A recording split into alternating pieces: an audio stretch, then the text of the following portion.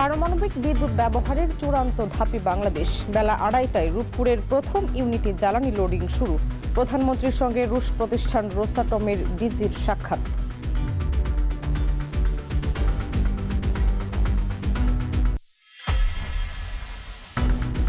একজন নাগরিকও যেন অর্থের অভাবে ন্যায় বিচার থেকে বঞ্চিত না হয় সে লক্ষ্যে কাজ করছে সরকার।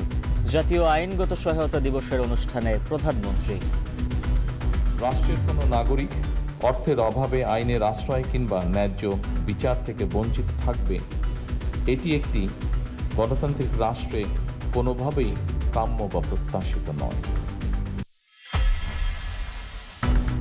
জঙ্গি মামলায় বাইরে থাকা আসামিদের জামিন পুনর্বিবেচনা করবে সরকার, জানালেন প্রধানমন্ত্রীর উপদেষ্টা।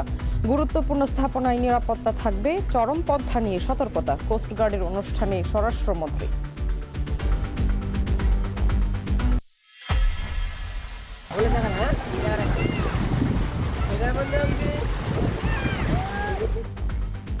বৃষ্টিবলয়ের কবলে দেশ। সুনামগঞ্জে বাঁধ ভেঙে তলিয়েছে ফসল।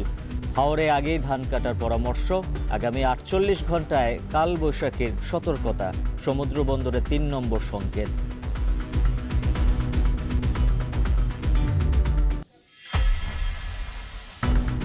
দেশের বিভিন্ন স্থানে হামির টিকার সুফল এখনো মিলছে না। ময়মনসিংহ সহ 3 জেলায় 6 শিশুর মৃত্যু। 27 এপ্রিল পর্যন্ত টিকা পেয়েছে 94,23,000 শিশু।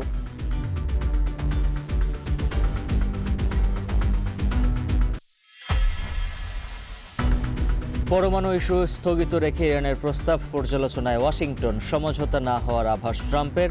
হরমুজ নিয়ে অচলাবস্থা না কাটলে বৈশ্বিক খাদ্য সংকটের শঙ্কা জাতিসংঘের।